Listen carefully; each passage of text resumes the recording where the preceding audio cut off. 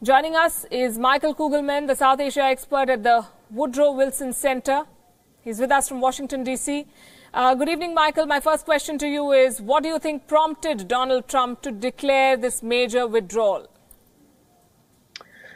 Well, President Trump has never been comfortable about an extended U.S. military presence in Afghanistan. And I think that this is simply him acting on his increasing impatience. I mean, we saw what he had done just a few days earlier with his decision to withdraw troops from Syria.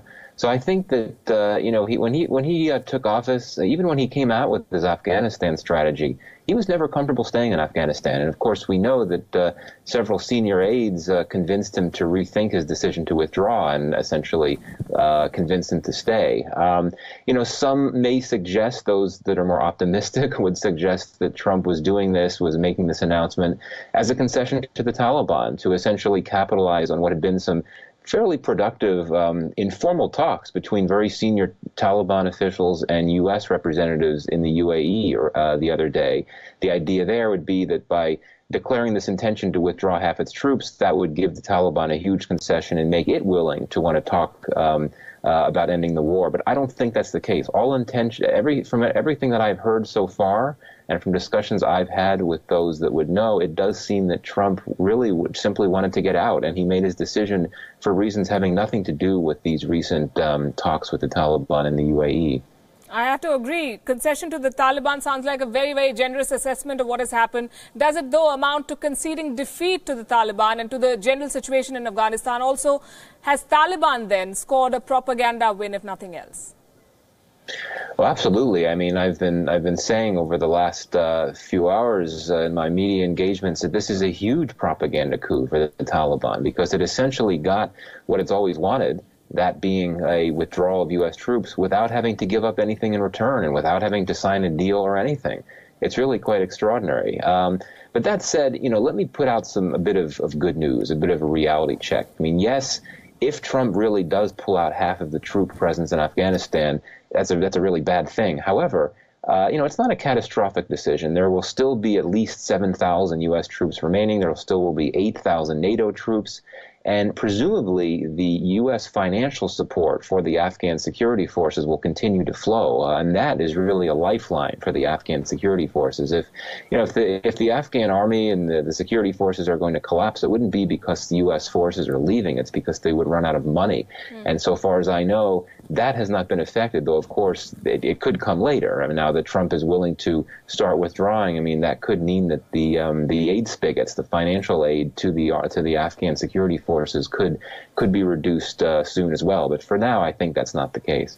Right. It's not a full withdrawal, but it could be the precursor to something like that. What does it mean for this region, especially for India and its efforts towards rebuilding Afghanistan?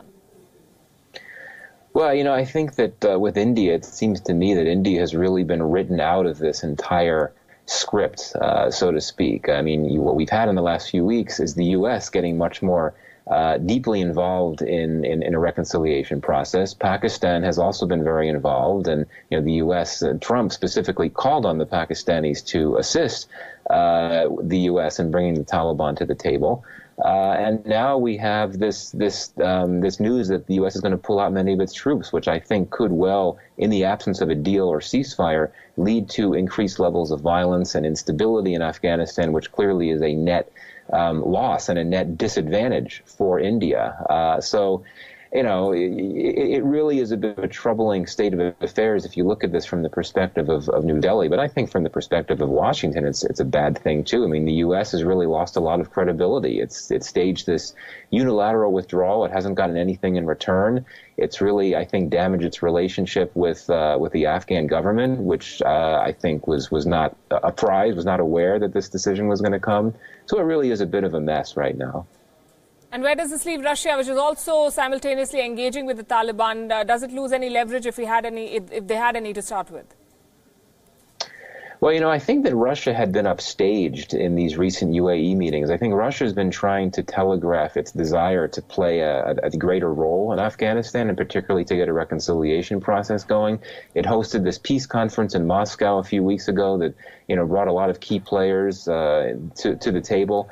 But then you had this UAE conference in which you had very senior Taliban officials talking with the Americans, but also the Pakistanis and the Saudis. These are big players.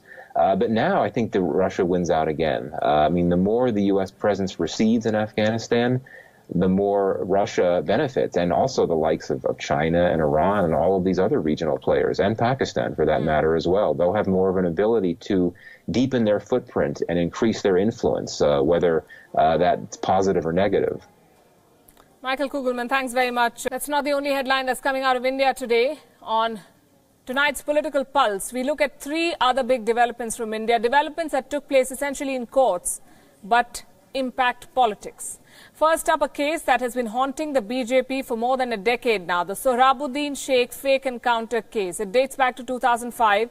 All the 22 accused have been acquitted today. Most of them were police officers from Gujarat and Rajasthan. The court said that prosecution was not able to prove this conspiracy theory, and the evidence was only circumstantial, not substantial. The court even rejected the plea to re-examine the witnesses. The verdict comes as good news for the BJP going into election season. Remember, it was a case that had earned BJP chief Amit Shah some jail time back in 2005. He was subsequently acquitted, but the case remained a major flashpoint in the elections that followed. The matter is expected to go to higher courts, though. It wasn't such good news for the Saffron Party elsewhere. While one court provided relief, another one handed out a setback. That is the second headline we're talking about. The BJP's mega procession or Rath Yatra in West Bengal is on hold again. This comes a day after a single judge bench gave the green signal for the procession. Today, the Chief Justice of the Calcutta High Court has struck down that verdict, essentially denying the party permission to hold the procession. The BJP wanted to take out 3 Rath Yatras in 3 different parts of West Bengal. The rallies were to be held ahead of the Lok Sabha election in 2019. According to the original schedule, party president Amit Shah was to kickstart this campaign, which they've titled Save Democracy. Today's order is being welcomed by the Mamata Banerjee government in West Bengal. It had earlier denied the BJP permission to organize the procession.